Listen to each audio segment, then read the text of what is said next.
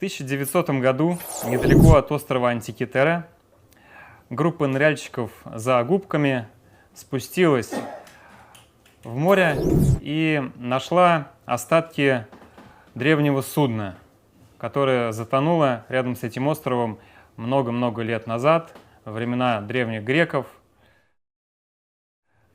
Нашла остатки древнего судна, и среди остатков судна они нашли деревянную коробку, в которую был заключен непонятный механизм. Сначала на эту коробку никто внимания особого не обратил, и несколько месяцев она пролежала гниющая в Национальном археологическом музее в Афинах. После того, как исследователи поняли, что эта коробка нечто важное, чем просто обычная деревянная коробка, что в ней скрываются шестеренки, которые они никоим образом не могли подумать, что они относятся к древнегреческой цивилизации, они удивились. Они нашли что-то, что совершенно не вписывалось в ту историю, которая была на то время, 1900 год. И исследователи пытались понять, что же это такое. Первый компьютер мира, либо это были самые древние часы, известные на то время, а может быть, этот механизм вообще представлял из себя изделие из цивилизации пришельцев. Никто тогда не мог ответить на вопрос. Технологии того времени не позволяли точно разобраться, что же это такое. Прошло, однако, уже 118 лет, исследования механизма продолжаются. Когда я первый раз попал в Национальный археологический музей Афин, этот экспонат даже толком не заинтересовал мое внимание, я не знал о нем практически ничего. И я просто посмотрел на какие-то куски бронзы, на куски механизма, думаю, ого, да, прикольно. Но что он из себя представляет, я не знал, и у меня был подход такой, что это невозможно узнать, потому что до нас фактически не дошел механизм целиком. До нас дошли какие-то остатки, ну, что копаться в остатках, собирать что-то, все равно мы никогда не узнаем правду. Однако это не так.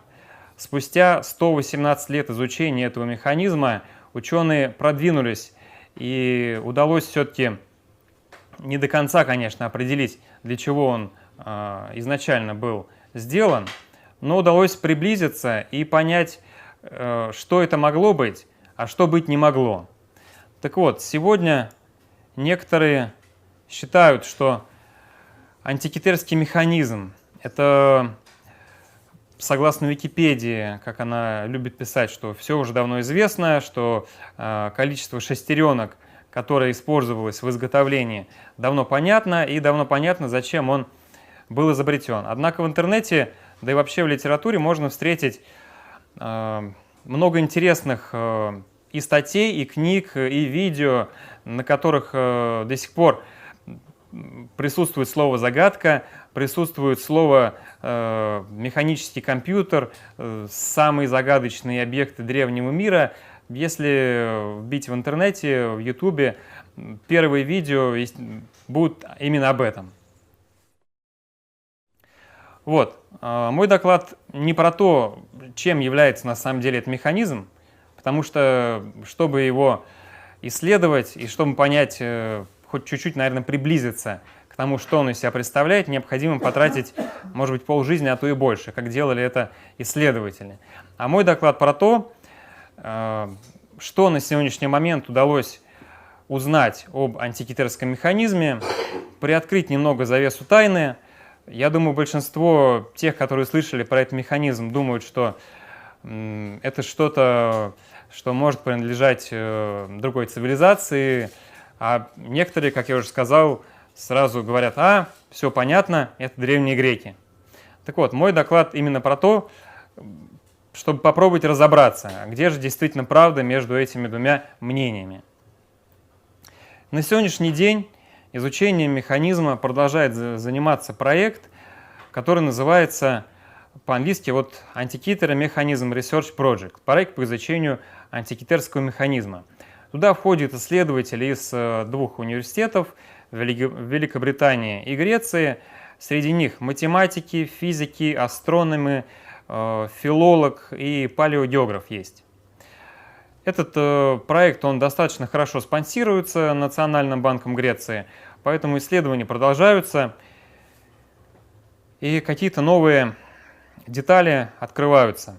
И параллельно с темой, которую я назвал, чтобы понять, что такое вообще механизм, параллельно я бы хотел касаться альтернативной истории и ее развития. То есть на примере этого доклада мы просто посмотрим, как вот с позиций ученых невозможная находка, такая как антикитерский механизм, меняла представление об истории, что в принципе и происходит сейчас с альтернативной наукой, чем она может стать.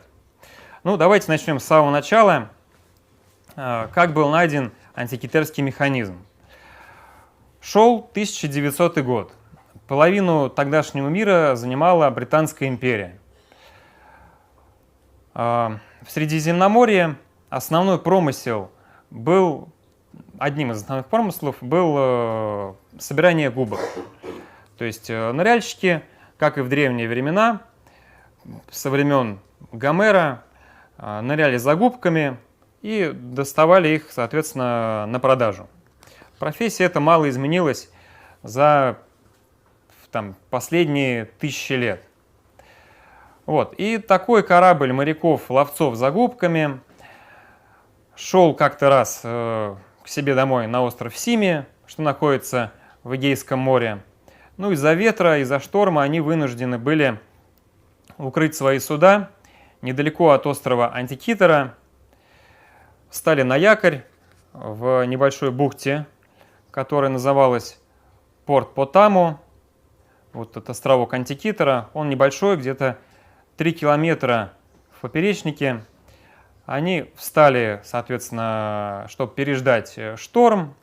После того, как шторм кончился, они решили, а не половить ли нам губок еще. Спустились на глубину порядка 60 метров и нашли обломки затонувшего судна. Среди обломков были статуи, статуи, соответственно, не целиком сохранились, это были какие-то части статуи, были амфоры. Статуи были как мраморные, так и бронзовые. Это все находки, которые ныне экспонируются в Национальном археологическом музее в Афинах, и находки именно с кораблекрушения у острова Антикитера. Вот. Далее начинается один из интересных моментов, наверное, этой истории. После того, как они нашли эти обломки, по одной версии капитан этого судна, прежде чем отчалить обратно к себе домой, он записал место кораблекрушения, и сразу же после того, как они прибыли домой, исполнился патриотических чувств и сообщил об этом археологам в Национальный археологический музей в Греции. По другой же версии, согласно одному исследователю, он же был дайвером в 50-х, 60-х годах, который опускался на дно около крушения Антикитера, и он опрашивал жителей острова Антикитера, которые на тот момент уже, конечно же, состарились, многие из них, опрашивал, что действительно тогда произошло. Так вот, этот дайвер поведал историю о том, что не спешили моряки и капитан корабля отдавать эти находки. То есть была речь о том, что эти находки несколько лет продавались в Александрии. Эти находки, многие свинцовые, даже, по-моему, все свинцовые части, которые были найдены, пошли в употребление морякам на грузила, потому что свинец был отличным материалом для использования грузил. Ну и часть находок распродали. Единственное, после того, как уже им не хватало места, куда складировать эти находки, только после этого они сообщили об этом археологам. То есть вполне возможно, что какие-то части антикитерского механизма сейчас где-то в частном музейчике экспонируются. Может быть, о них до сих пор никто и не знает. Вот. Но тем не менее, в 1900 году практически сразу, согласно официальной версии, сообщили о находке. Греки, естественно, обрадовались, они не так давно вышли из-под контроля турецкого владычества, им нужно было поддержать как-то свою национальную гордость. Они, соответственно, планировали поднять ее путем новых находок каких-то, старались искать где только можно, в том числе и под водой, потому что под водой очень хорошо сохраняются статуи, в том числе бронзовые, но они не знали, где искать, кроме как на острове Саламин. Если помните, на острове Саламин произошло знаменитое сражение, и там было много погибших. Но они там толком ничего не нашли, зато потом, когда им рассказали, что у острова Антикитера есть вот такая вот находка, они, конечно же, сразу обрадовались, мигом полетели туда. Несмотря на то, что там часто штормило, они проработали 10 месяцев и, соответственно, нашли много чего интересного. Это фотография, сделанная чуть позже, уже где-то в 70-е годы, обломки этого корабля. Мы видим, части амфор валяются. Это фотография уже сделанная в то время, когда поднимали эти статуи. Все эти статуи, они складировались прямо на палубе. Кстати говоря, если бронза сохранилась достаточно хорошо, то мрамор, как мы могли видеть, это находка из Антикитеры, мрамор сохранился гораздо хуже. То есть сейчас эти предметы, они экспонируются даже не внутри основного комплекса археологического музея Афин. Они стоят рядом с кафешкой под открытым воздухом, толком на них внимания никто не обращает. Вот. Самая замечательная находка, еще раз вернусь к этому слайду, была вот этот вот юноша, по-моему, он называется Дионисом или Аполлоном в Национальном археологическом музее в Афинах. К слову сказать, его нашли, соответственно, не в целиком состоянии, его нашли по кусочкам, его собрали, потом через какое-то время, там через 50 лет, они посмотрели, что что-то не очень красиво он стоит, и решили пересобрать. И в итоге он теперь в такой позе. То есть если погуглить фотографии там 40-х годов, он был в совершенно другой позе. Тем не менее, среди этих статуй бронзовых и мраморных оказался очень интересный механизм, который был сделан из бронзы. Вот в музее в Афинах находка, точнее то, что осталось от этого механизма, несколько частей, всего 82 фрагмента. Для него выведен практически отдельный зал. Повезло, что этот механизм был сделан именно из бронзы, а не из железа. Потому как железо, оно, если долго лежит под водой, оно окисляется и превращается в такой шоколад. Ну, может быть, видели, да? Оно становится вообще непригодное, оно разрушается фактически на руках. Вот, бронза, в отличие от железа, она менее активна в воде. На ней образуется некий слой при взаимодействии с морскими обитателями. На ней образуется некий слой, который, в принципе, можно счистить, и механизм встанет перед нами практически в том же виде, в котором он был сделан. Но проблема в том, что если в воде механизму из бронзы практически ничего не угрожает, то после поднятия на поверхность реакция вступает уже с кислородом. Кислород начинает разъедать бронзовые вот эти вот нарастания, которые образовались, и фактически механизм поедает сам себя. Так вот, этот механизм, он несколько месяцев пролежал в Афинском музее, пока на него обратили внимание. И это, вообще говоря, странно. Как так? Ну, не было никакой каталогизации. Достали кучу амфор, кучу статуй, и толком не поняли вообще, либо, может быть, не захотели, опять же, понять, что это такое. Может быть, как мы в дальнейшем рассуждении сегодня увидим, может быть, это было сделано специально. То есть не хотели акцентировать внимание на таких вещах. И здесь, может быть, первая параллель с альтернативной наукой, что нашли что-то, что не вписывается в парадигму той истории, которая была на то время, просто не понимали, как это можно вписать, ну и решили на это внимание не обращать. Вот, но тем не менее, внимание на него обратили, может быть, потому что дерево, которое окружало коробка, да, которая была сверху этого механизма, уже настолько растрескалась, что все-таки обратили внимание на него, что пора с ним да что-то делать, куда-то его отвозить, какими-то исследованиями заниматься. А может быть, просто какой-то работник музея решил посмотреть, что это за ерунда лежит, стукнул молотком по нему, оно развалилось, и он увидел и решил всем рассказать о своей находке. Так вот, исследователи гадали, что же это такое. Вроде бы механизму было 2000 лет, но ничего подобного никогда не было обнаружено на то время. И думали, может быть, это часы, но часы, на минутку подумать, первые механические возникли в Средневековье, это где-то 12, ну сейчас считается, наверное, 12 век, пока не нашли какие-то новые находки. Кто-то думал, что это механический калькулятор. Но механический калькулятор, он вообще появился, по-моему, только в 17 веке. В общем, никто не знал, что это такое. Считалось, что у древних греков науки не было, что не могли изобрести такой механизм. Хотя, опять же, в древних текстах были некоторые упоминания про такие механизмы. Например, вот Аристотель, самый древний трактат, который до нас дошел об этих вот вещах, Аристотель пишет, что некие круги вращались и соединялись между собой, и таким образом создавали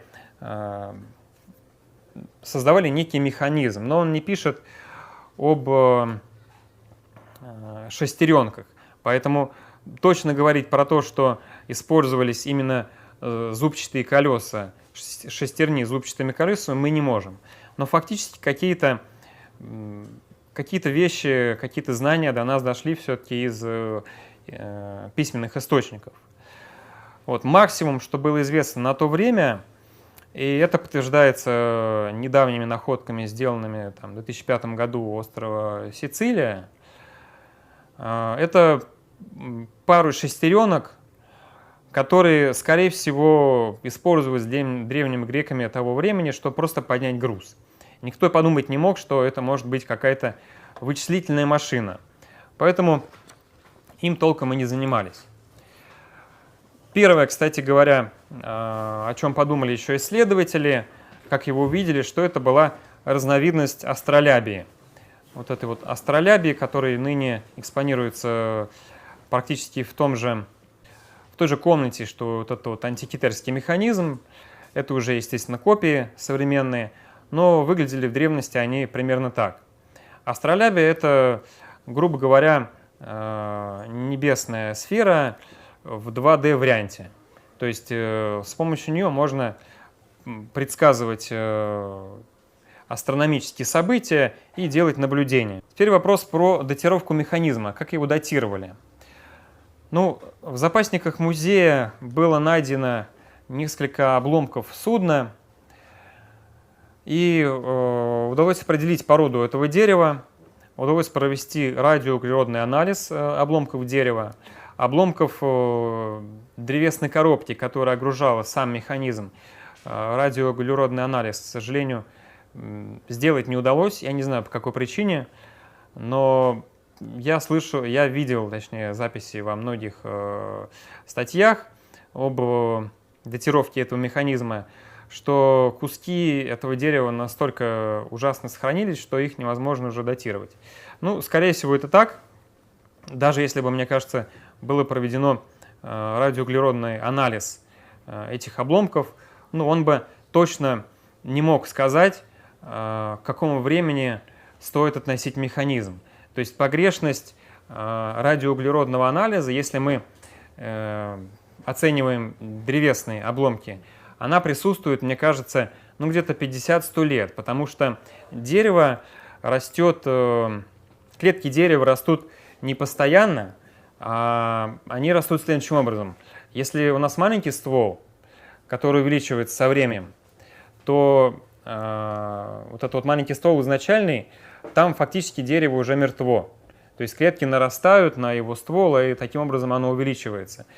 Я к тому, что если мы, допустим, возьмем и сделаем какой-то деревянный предмет из куска дерева, которое в середине, а потом сделаем деревянный предмет из куска дерева, которое по краям, и это будет достаточно толстый ствол, то, соответственно, датировка будет различаться лет на 50, в зависимости от того, какое дерево и какой толщины ствол у дерева был. Поэтому датировать совершенно точный механизм мы не можем.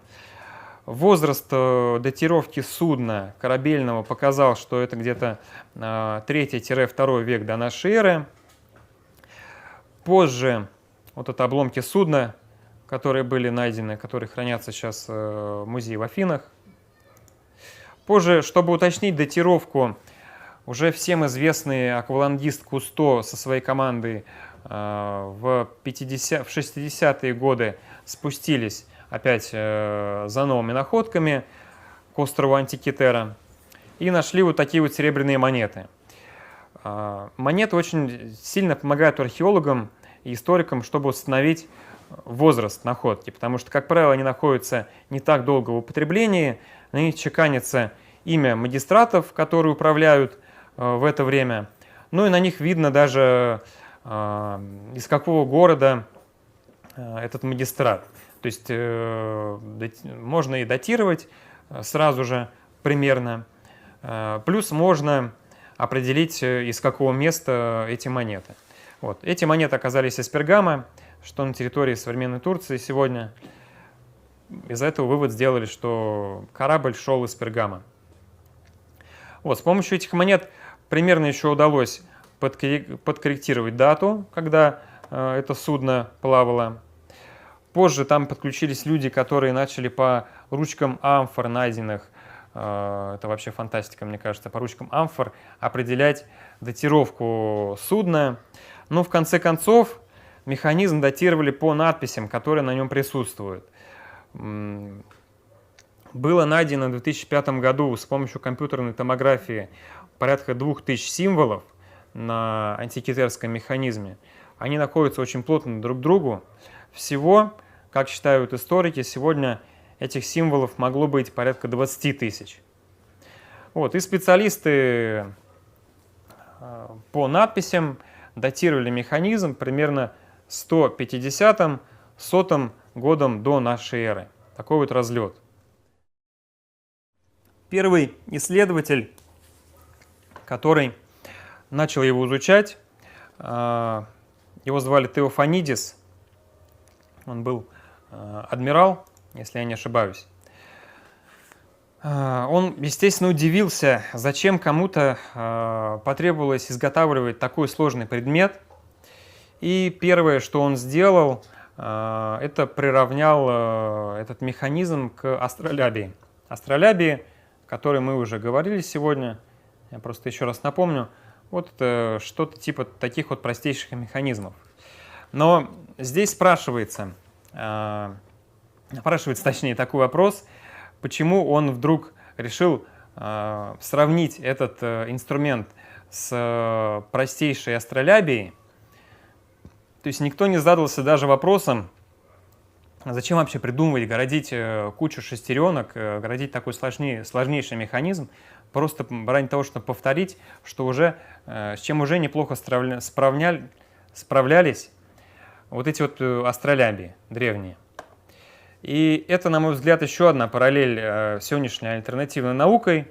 То есть есть некий механизм, пусть это будут пирамиды, которые нам непонятны. Давайте исходить из этого факта, нам непонятно, для чего они были построены. И мы, делая ставку на то, что это все было просто, говорим, что это были усыпальницы фараонов. Мне кажется, мы повторяем историю антикитерского механизма, который был приравнен первыми исследователями к этой простейшей модели астролябии. Кстати говоря, исследователи, которые изучали эту модель, первые исследователи, у них даже были такие идеи, что так как прибор вообще никак не вписывался в официальную историю того времени, он был принесен уже позже. То есть то кораблекрушение, которое случилось в первом веке до нашей эры, оно не содержало на борту вот этот вот механизм, а механизм затонул гораздо позже, когда уже были изобретены первые часы. То есть это относится не к древним грекам, а это относится там к Средневековью или даже к эпохе Возрождения. То есть такие мнения бытовали в то время в официальной науке. Не хотели никак исследователи верить, что действительно такое было возможно. И не хотели, в принципе, разбираться. Но, тем не менее, вот этот вот Теофанидис постарался первым построить модель механизма. Вот, собственно, что у него получилось. Это все, что есть. Он целиком его не построил, модель была нерабочая. На то время инструменты не позволяли исследовать полностью механизм, как это было сделано позже. И вот сегодняшнее, все, что у него осталось, все, что у него получилось, сегодняшние вот эти вот шестерни экспонируются так в Национальном музее в Афинах. Позже к исследованиям подключился исследователь очень известный Дерек де Соло Прайс. Он потратил практически всю свою жизнь на изучение этого механизма. Он был физиком, и он уже использовал рентгеновское излучение, чтобы понять, что скрывалось внутри механизма, какие именно шестеренки. Вот он построил модель, он написал книгу. Он считал, что механизм был сконструирован из 27 дисков. Механизм его фактически имел размеры, ну, наверное, чуть больше, чем вот этот вот ноутбук. То есть примерно вот такой вот по размерам. И что самое интересное, он увидел механизм, простите уже за тавтологию, который используется ныне в современных автомобилях. Это дифференциальный механизм. Это, конечно же, добавило жара в дискуссии. Кто-то принимал эту точку зрения, кто-то не понимал. Естественно, не просто было представить, что дифференциальный механизм, который был изобретен относительно недавно, мог быть использован древними греками. И за это зацепились многие, кстати говоря, тогдашние альтернативщики. Насчет многих, кстати говоря, не знаю, но один точно, это известный Эрих фон Деникин. Он в своей книге написал про этот антикитерский механизм, про то, что там были технологии, которые никак не укладывались в древнегреческие технологии того времени. И к антикитерскому механизму сложилось такое мнение у историков, что к нему лучше не заниматься вопросом, как он был изобретен, из чего он был сделан конкретно. То есть, если отводилось место исследованиям в статьях того времени, то оно было крайне минимальным. И, наверное, это такая вот медвежья услуга Дерека Прайса. Однако, несмотря на то, что Прайс использовал методы рентгеновского излучения, он сделал много допущений. Допустим, рентген показал, и позже исследователи посчитали, что количество зубцов на каких-то шестернях было там 50 или 52, но Прайс решил, что 48 – это более подходящее число. Потом какие-то фрагменты он просто налепил свою схему, скажем так, чтобы она соответствовала той схеме, которую он видел в своем воображении. И фактически новым исследователям, которые начали исследовать этот механизм, разбираться, как он был действительно сделан, им пришлось начинать сначала. Более того, после того, как Прайс уже построил свою модель, вдруг неожиданно в запасниках музея обнаружилась деталь, которая ранее не была известна. Это тоже интересный момент. Ну как так? Вроде бы прошло, кстати говоря, модель, да, свою Прайс он сделал в конце 70-х, прошло там 70 лет, и вдруг такой бац, о, мы нашли еще одну деталь в запасниках. Ну, как это вообще так? У меня в голове это не укладывается.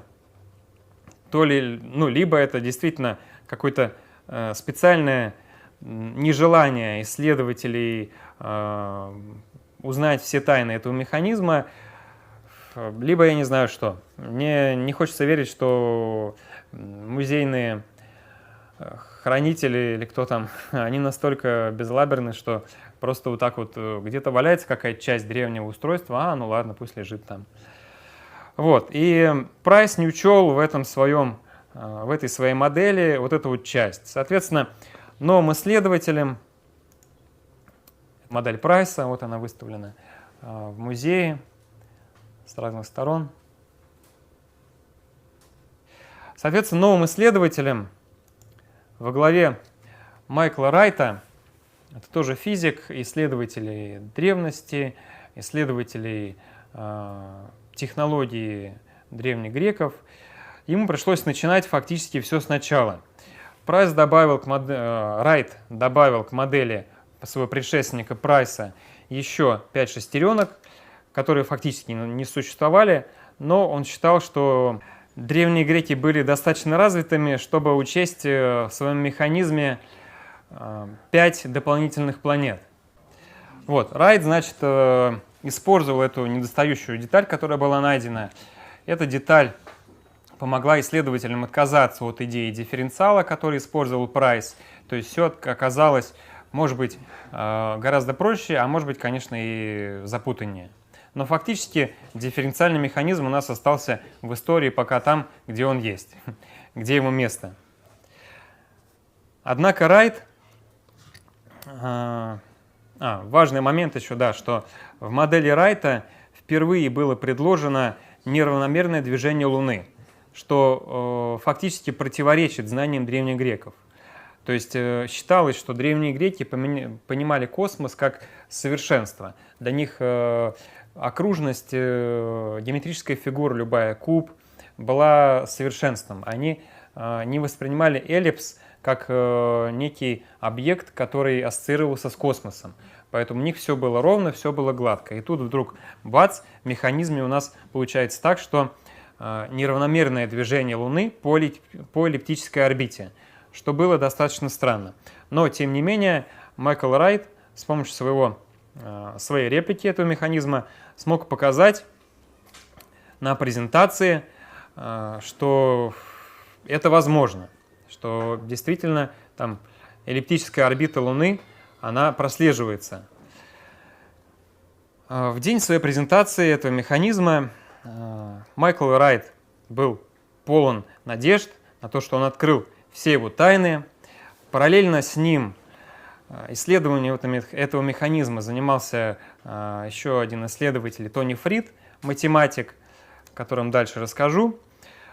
И апогеем конференции всей вот этой вот должно было быть презентация Майкла Райта своего механизма.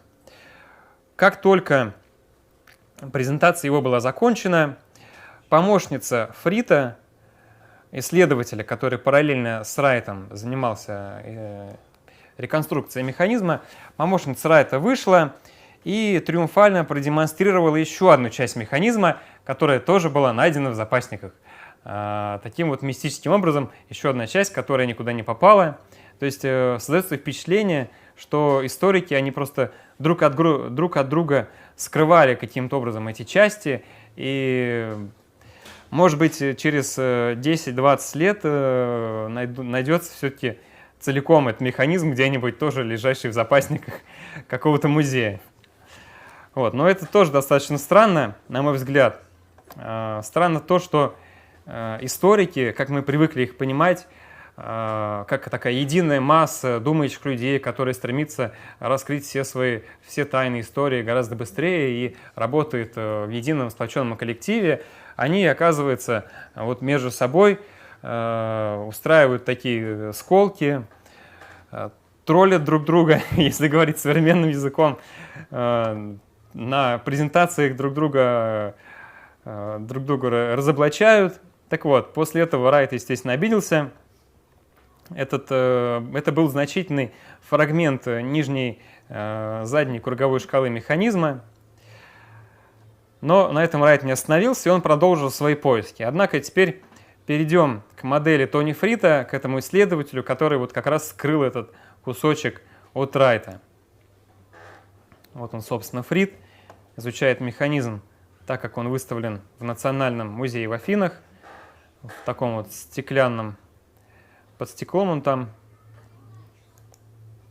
Если Прайс, первый исследователь механизма, видел в нем такой календарный компьютер, если Майкл Райт увидел в нем планетарий, который был прежде всего очередь интересен тем, что там была эллиптичность движения Луны, то для Фрита это был прибор, который показывал затмение.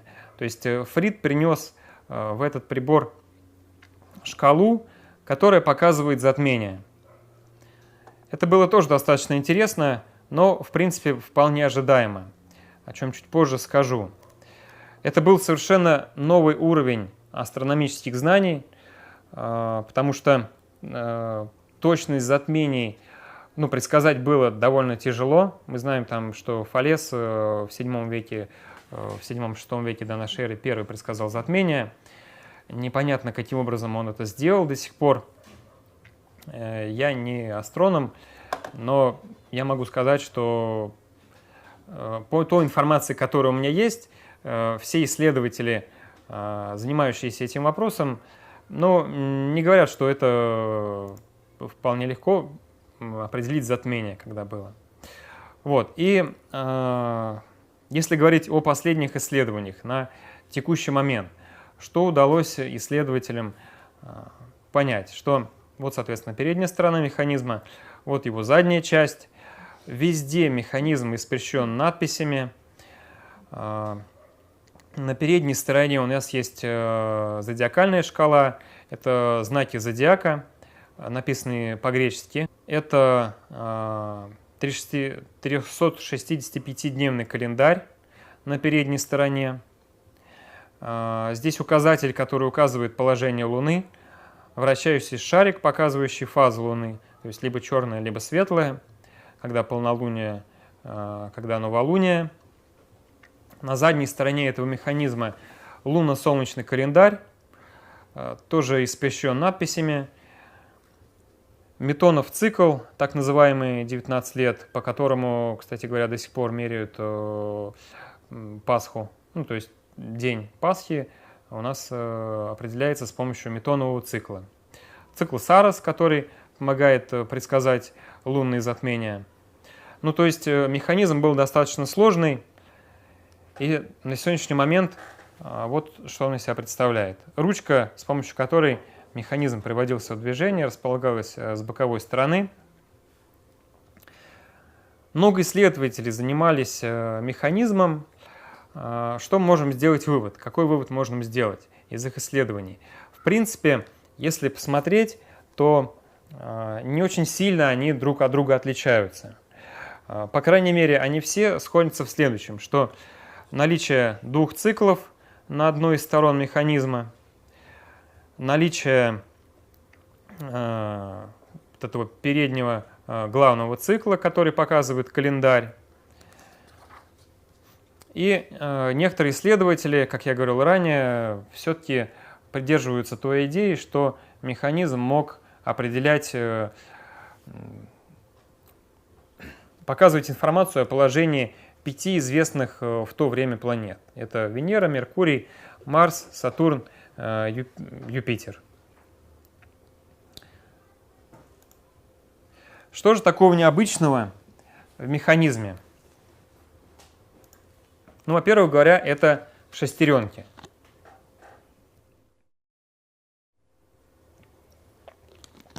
Это шестеренки не из механизма, это просто фотка из интернета, если что. Шестеренки. Что же в них необычного? Во-первых, как я уже говорил, они никогда не были найдены в таком количестве, что нам дошло от Древней Греции. Никто никогда не находил подобных соединений шестеренок. Всего их считается, что сейчас в механизме 37.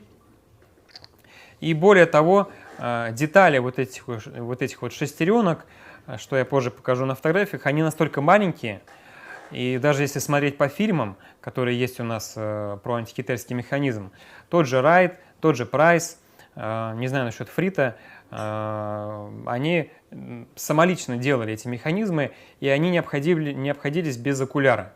То есть без окуляра, который, как известно, не присутствовал, скорее всего, у древних греков, его не было просто. Без окуляра, без увеличительного стекла нельзя было сделать такие мельчайшие шестеренки, которые мы видим в механизме. Это что необычного насчет шестеренок? Что необычного еще? Что фактически, конечно, может быть, выражение «первый в мире компьютер», оно немного не отображает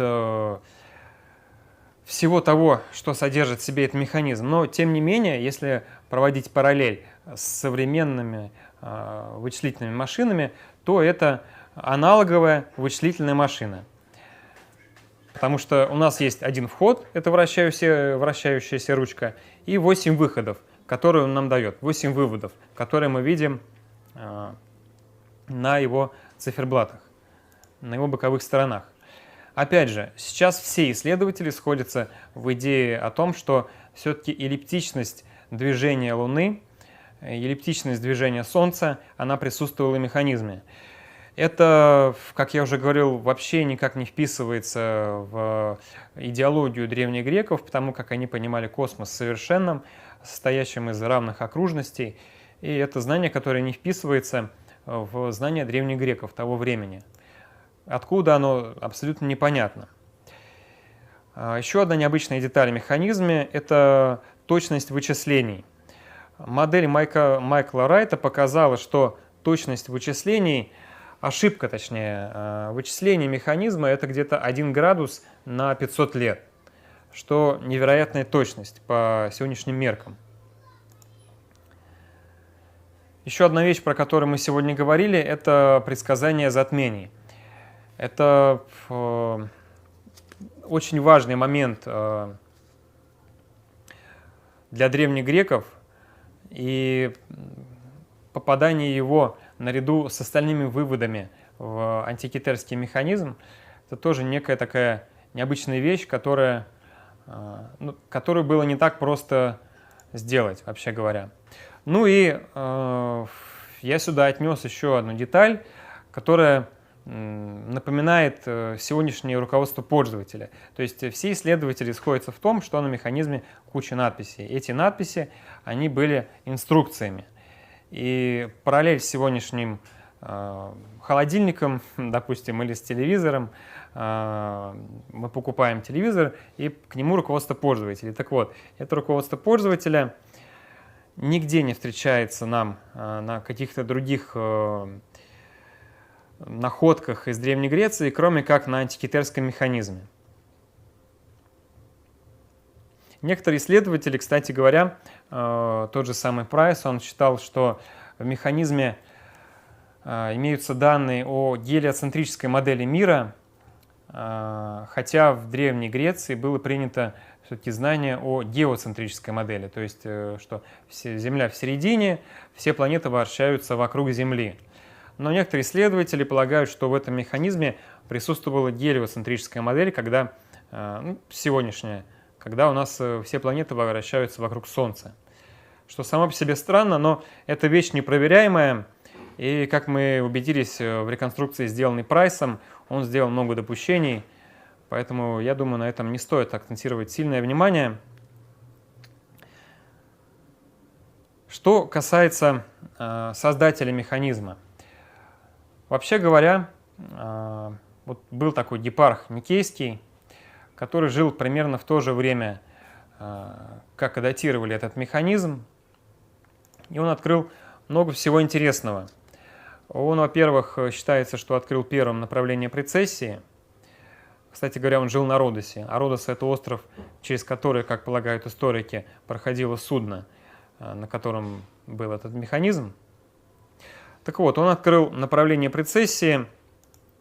Он практически точно измерил тропический год. Ошибка его составляла всего 6 минут 20 секунд. Он практически точно измерил прецессию. Ошибка его составляла 14 секунд в год. И он абсолютно точно измерил как синодический период Луны, так и сидерический период. Синодический — это у нас время, когда Луна, время между двумя одинаковыми фазами Луны, а сидерический — это время между положениями Луны вокруг Земли. То есть период вращения Луны не совпадает, период вращения Луны вокруг своей оси не совпадает с периодом вращения Луны вокруг Земли. Отсюда у нас получается два таких вот периода. Так вот, Гепарх определил их абсолютно точно, что наводит на вопросы. И в XVIII веке известный ученый Даламбер, французский ученый, писал о нем, что то, что сделал Гепарх, это просто фантастика, и что его открытия невозможно были сделать без тщательного изготовления каких-то инструментов. Но одним из инструментов мог быть антикитерский механизм, который создал Гепарх. Были ли эти механизмы достаточно распространены в античном мире, или это была единичная находка? Многие считают, что все-таки механизмов было несколько. Их мельчайшие детали, вот эти вот шестеренки, говорят о том, что это была не единичная работа какого-то человека, который первый раз решил изобрести компьютер, а это была отточенная модель. Скорее всего, были модели уже гораздо более крупные. После этого, соответственно, была сделана модель вот такая вот 30-сантиметровая.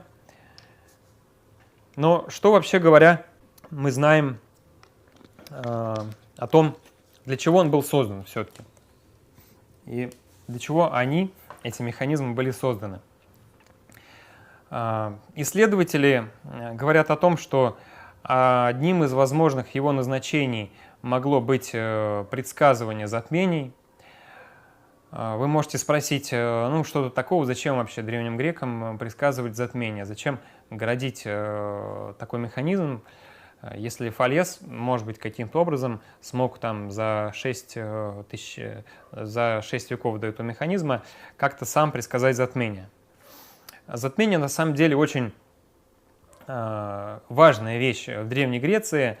Если мы вспомним Пелопоннесскую войну, войну между двумя главными соперничающими государствами Афиной и Спартой, то одним из основных сражений было сражение на Сиракузах в Сицилии. Так вот, там афиняне проиграли просто потому, что не смогли предсказать затмение. Случилось затмение, они испугались, убежали, спартанцы их одолели. И если бы, допустим, у афинского полководца в то время был на руках этот механизм, то, кто знает, может быть, история повернулась бы иначе, афиняне бы выиграли ту войну, и, может быть, мы жили в совсем другом обществе, но это уже забегая вперед, потому как фактически Спарта, выиграв войну, она и погубила себя в том числе. Поэтому, в принципе, исследователи были заинтересованы, в том, чтобы предсказать затмение. И одним из возможных выводов этого механизма, как считается сейчас, для чего его построили, было предсказание затмений. Ну и еще одним выводом, который тоже считается, было составление гороскопов. Как мы знаем, в античности люди были довольно верующие, римляне в особенности. На момент создания механизма римляне уже, в принципе, завоевали некоторую часть греческого мира. И поэтому, возможно, кстати говоря, что этот механизм плыл на корабле в Рим и использовался для составления гороскопов. Что вообще мы знаем об античности интересного еще? что до нас могло дойти? Дойти, на самом деле, до нас могло немногое, потому что те документы, которые сохранились, они сохранились в очень мизерном количестве. Информацию приходится собирать по крупицам. Александрийская библиотека горела не один раз, и Пергамская библиотека тоже горела. Короче, каким-то странным образом, но все древние античные библиотеки, все древние манускрипты, они практически все утрачены. Здесь есть еще такой момент, даже то, что переписывалось, во-первых, то, что понималось жителями того времени, не стали бы переписывать то, что они не понимают. Если предположить, что этот механизм достался нам от какой-то древней цивилизации, да, превосходящей древних греков в технологическом развитии, и его решили повторить, описав его устройство, которое хранилось в той же Александрийской библиотеке, то греки, которые не понимают, как работает механизм, а скорее всего большинство не понимало, потому что на нем были инструкции, они просто не стали бы переписывать вот эти вот манускрипты, которые хранят руководство пользователя по этому механизму. То есть то, что переписывалось то, что понималось, ну и плюс даже то, что переписывалось, позже стиралось христианами, пергамент был дорогим, поэтому все античные источники, они стирались, и сверху на них уже записывались какие-то средневековые или религиозные письмена. Ну и, кстати говоря, вопрос еще о самих механизмах. Если их было несколько, предположим, то почему нашли всего один? Нашли всего один – это чистая случайность, чистое везение, потому как если мы обратим внимание на те же храмы Древней Греции, в которые любили делать вставки, вставки все эти давно переплавлены, то есть все, что могли, все переплавляли, в том числе и бронзу, вообще все, железо, короче, все, что могли переплавить, переплавили, и вообще говоря, из всех античных статуй, которые вы могли видеть в музеях, бронзовые статуи, всего одна, их вообще порядка 20, по-моему, всего. Так вот, всего одна статуя была найдена на поверхности. Все остальные подняты в основном из кораблекрушения рядом с островом Антикитера, а остальные подняты из других кораблекрушений. То есть фактически все, что осталось, осталось под водой, и если мы хотим найти антикитерский механизм, вторую копию, то надо искать, наверное, только под водой. Не так давно все-таки в Италии, недалеко от Сардинии, был найден фрагмент диска, похожий на тот, который использовался в антикитерском механизме, что может говорить о том, что все-таки, да, действительно, этот механизм был не единичный, что были еще какие-то. Но это всего одна шестерня с некоторым количеством зубчиков, похожие на те зубчики, которые мы встречаем на антикитерском механизме.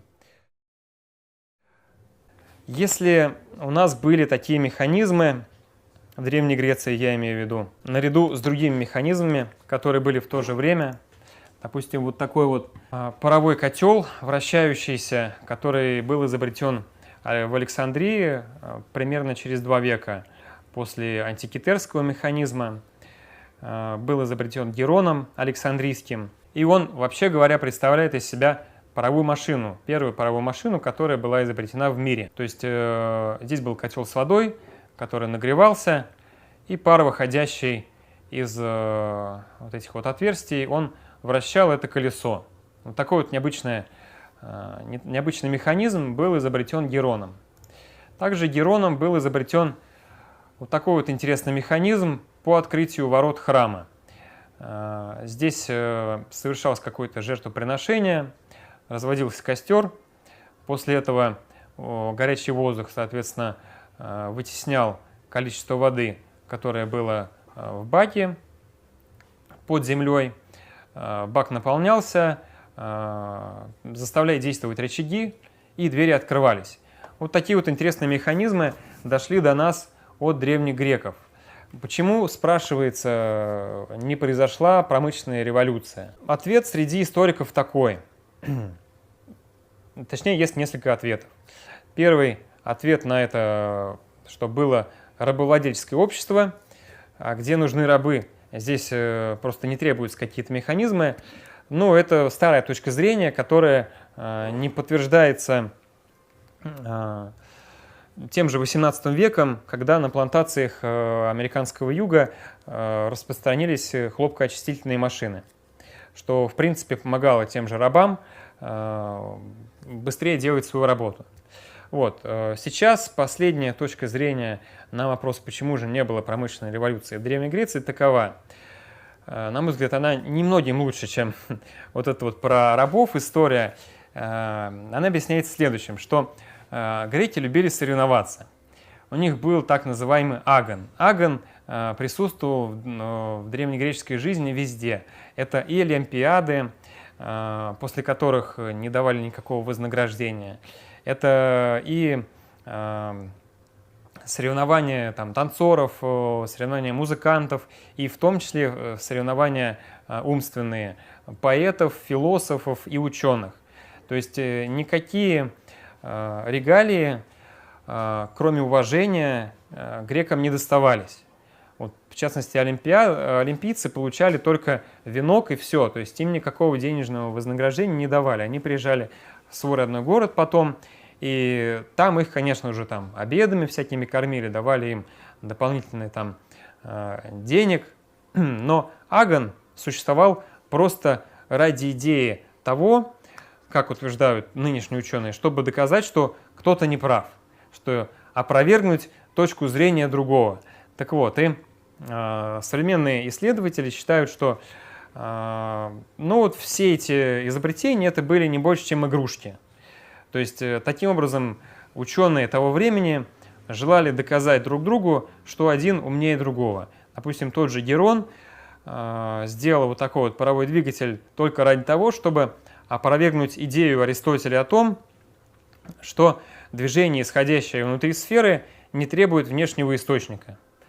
Ну, доказал он это, да, молодец. Но я слабо верю в это объяснение.